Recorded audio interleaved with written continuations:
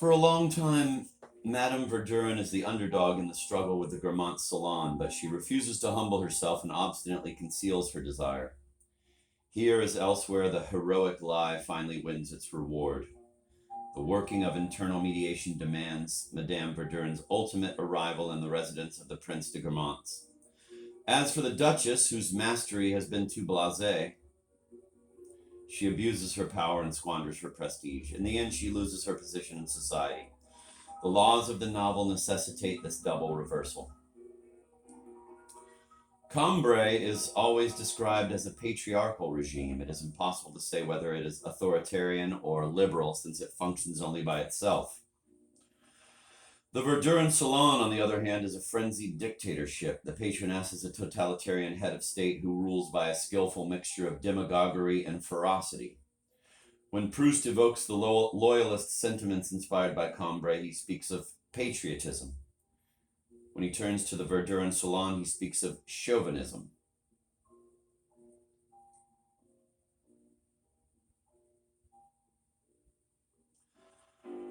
The distinction between patriotism and chauvinism is an accurate expression of the subtle yet radical difference between Cambrai and the salons.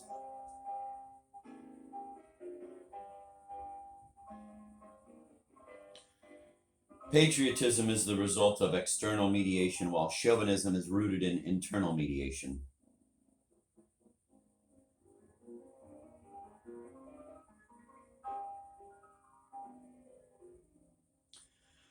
Patriotism already contains elements of self-love and therefore self-contempt, but it is still a sincere cult of heroes and saints.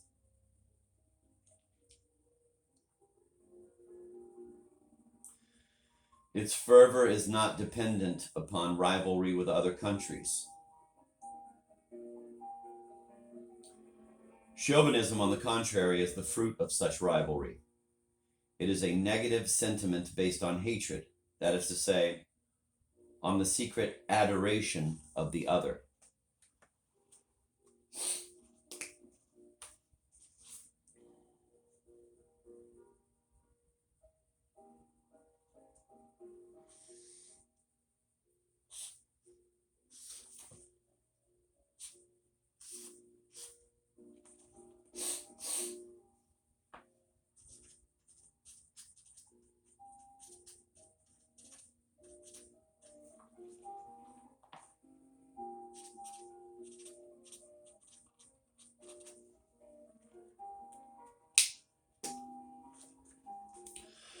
Proust's remarks on the First World War, despite their extreme caution, betray a profound disgust. Rose-colored chauvinism is the product of a mediation similar to that of snobism.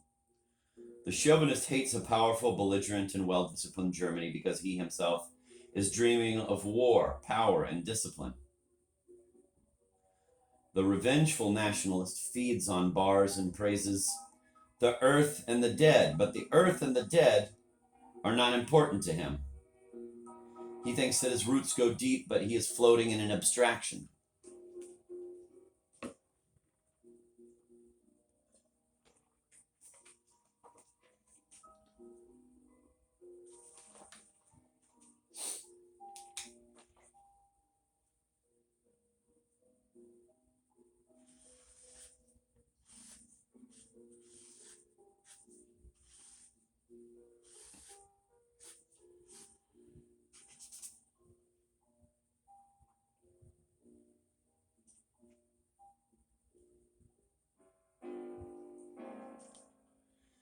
At the end of Remembrance of Things Past, war breaks out.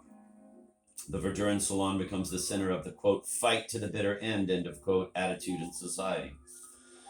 All the faithful fall in with the patroness's martial step. Brichot writes a belligerent column in a big Paris newspaper. Everyone, even the violinist Morel, wants to do his duty. Society's chauvinism finds its complement in civic and national chauvinism.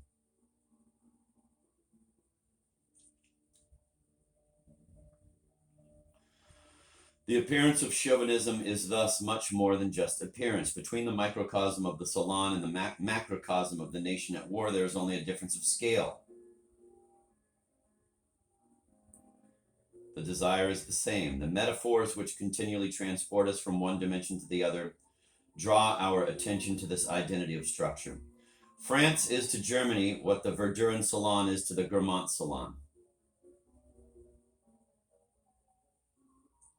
Now Madame Verdurin, the sworn enemy of the Boers, ends by marrying the Prince of Guermantes and removing her arms and baggage into the enemy camp.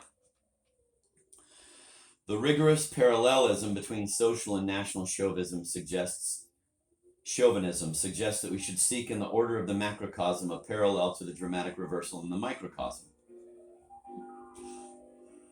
A reversal which can, without exaggeration, be considered to touch on, quote, treachery, end of quote.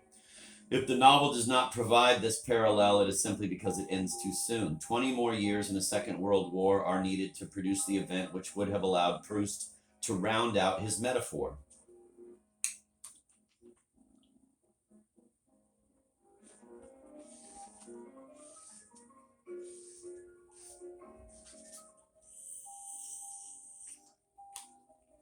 In 1940, a certain kind of abstract chauvinism embraced the cause of triumphant Germany after years of fulminating against those who timidly suggested a modus vivendi with an hereditary enemy, not yet gone mad and still confined within his own frontiers. Similarly, Madame Verdurin inspires terror in her little clan and excommunicates the faithful at the slightest sign of weakness toward the Boers, right up to the day when she marries the Prince of Guermantes, closes the doors of her salon to the faithful, and opens them wide to the worst snobs of the Faubourg Saint-Germain.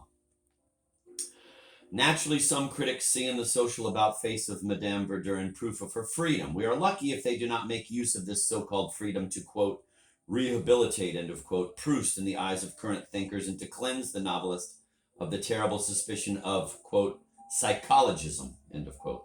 Look, they say, Madame Verdurin is capable of abandoning her principles. This character, therefore, is certainly worthy of participating in an existential novel, and Proust, too, is a novelist of freedom.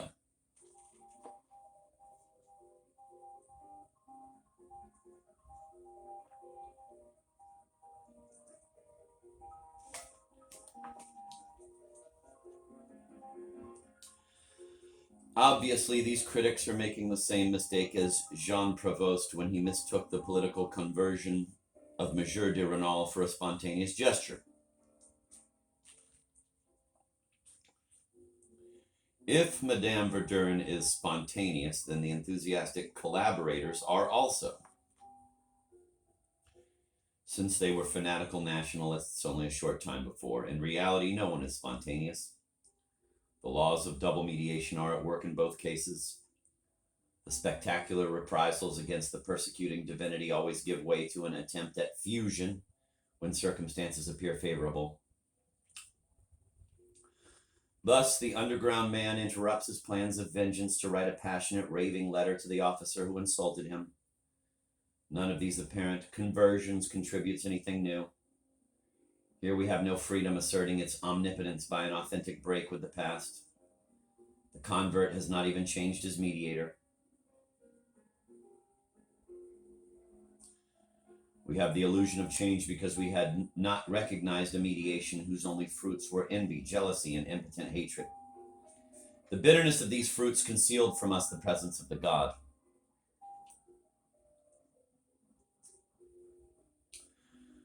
The structural identity of the two chauvinisms is again revealed in the expulsion of Baron de Charlus. The affair is a more violent version of Swann's misadventure. Charlus is drawn to the Verdurins by moral. Swann was attracted by Odette. Swann was the friend of the Duchess of Guermantes. Charlus is her brother-in-law. Thus, the Baron is eminently a boor and subversive. The eliminative function of the salon is exerted against him with particular savagery.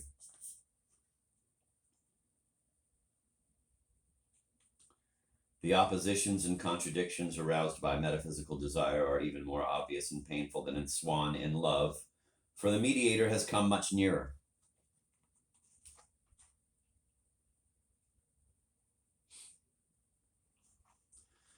War has been declared. The account of the themes which accompany the execution of the sentence is colored by the atmosphere of the time. To the traditional terms describing a boor is added German spy. Microcosmic and macrocosmic aspects of chauvinism are almost indistinguishable, and Madame Verdurn is soon to blend them. She announces to all her visitors that Charles has been, quote, spying continuously, end of quote, on her salon for 2 years. The sentence reveals very clearly the systematic distortion of the real by metaphysical desire and hatred. This distortion provides the subjective unity of perception. Our immediate thought is that the sentence fits the patroness too well to fit her object too, the Baron de Charles. If we have to find the individual essence in an irreducible difference, the sentence cannot reveal the essence of Madame Verdurn without falsifying the essence of the Baron de Charles. It cannot contain the mutually incompatible essences of both.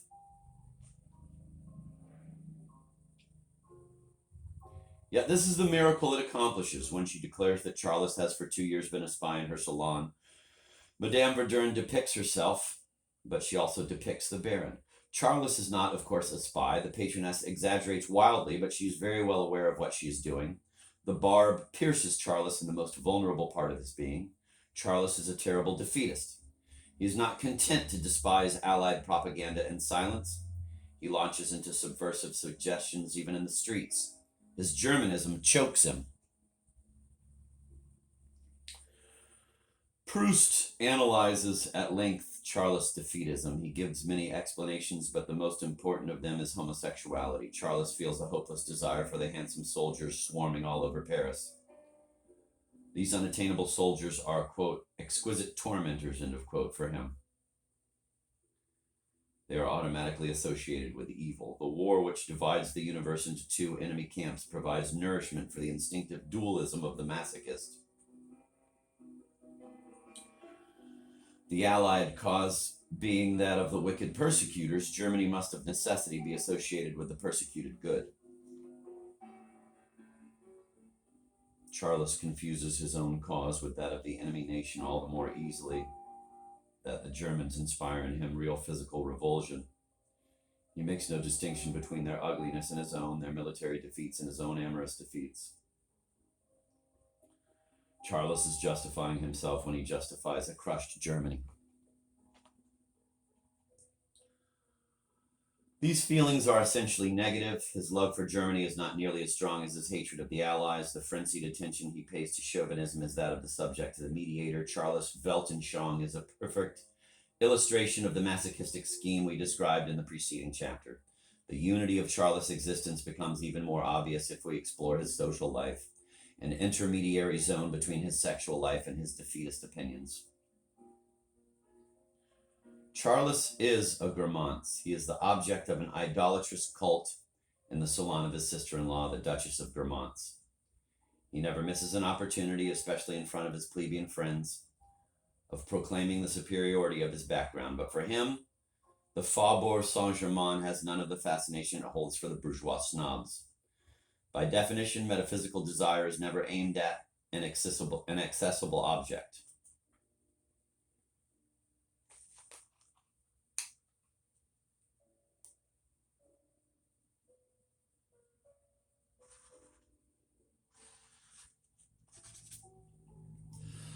Thus, the Baron's desires are not drawn by the noble Faubourg, but by the lower riffraff. This descending snobism explains his passion for the debauched character Moral. The prestige of baseness with which Charles endows him extends to the whole Verdurn salon.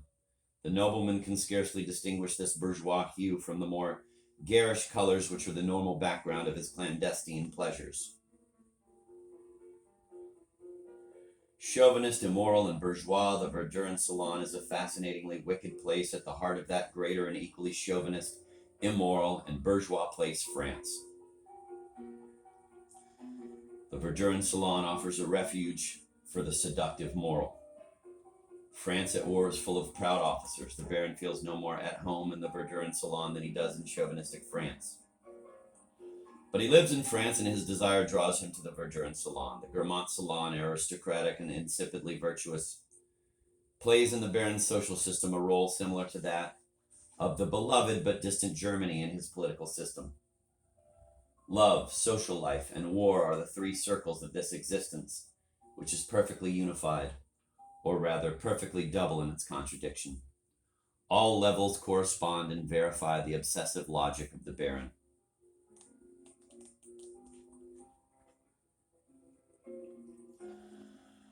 Thus, the counterpart of Madame Verdurin's chauvinist obsession is the anti-chauvinist obsession of Charles. The two obsessions do not isolate the two victims as common sense would expect.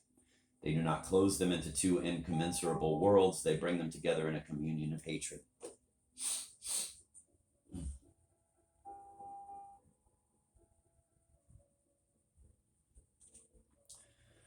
These two existences combine the same elements but organize them inversely. Madame Verdurin claims to be loyal to her salon, but her heart is with the Grammonts. Charles claims to be loyal to the Grammonts, but his heart is with the Verdurins. Madame Verdurin praises her little clan and scorns the boors.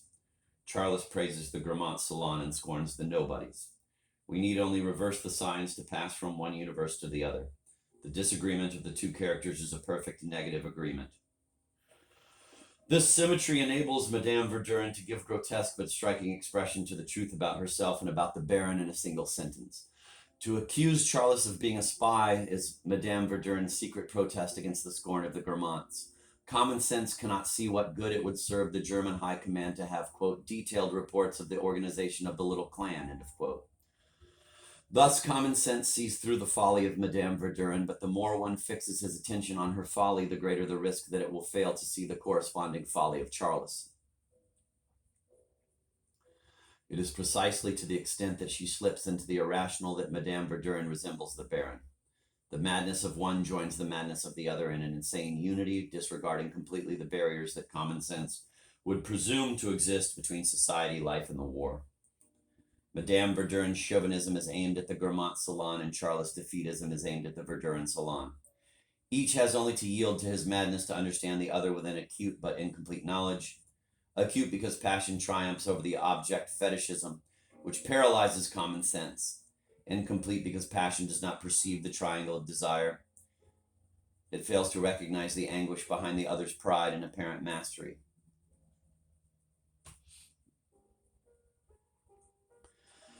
In a one-sentence reference of Madame Verdurin to Charles' spying, Proust lets us glimpse the complexity of the bonds hatred can weave between two individuals. Madame Verdurin's words reveal both understanding and blindness, a subtle truth and a glaring lie. They are as rich in associations and implications of all kinds as a line of Mallarmé. But the novelist is not inventing anything.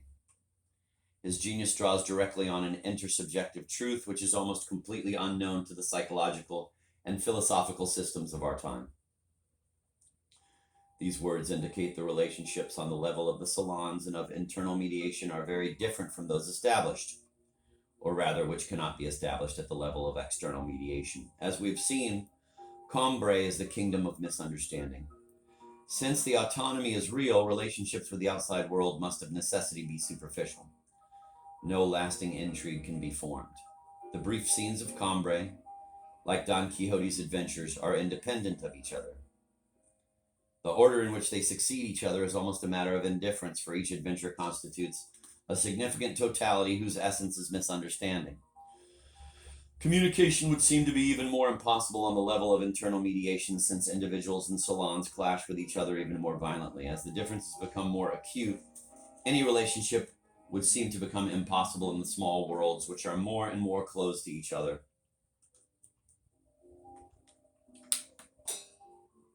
The aim of all romantic writers is to convince us of precisely this. Romanticism seeks that which is irreducibly ours and that which opposes us most violently to others.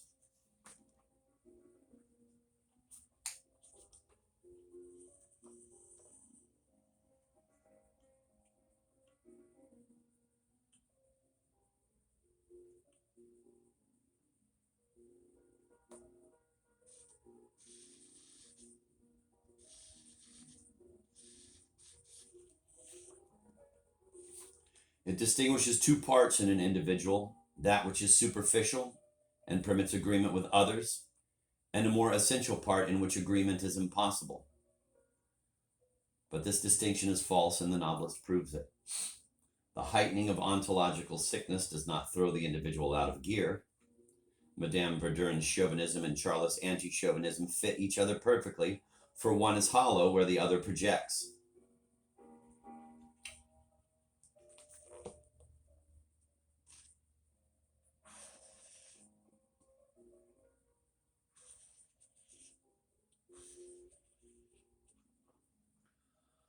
The differences displayed by the romantic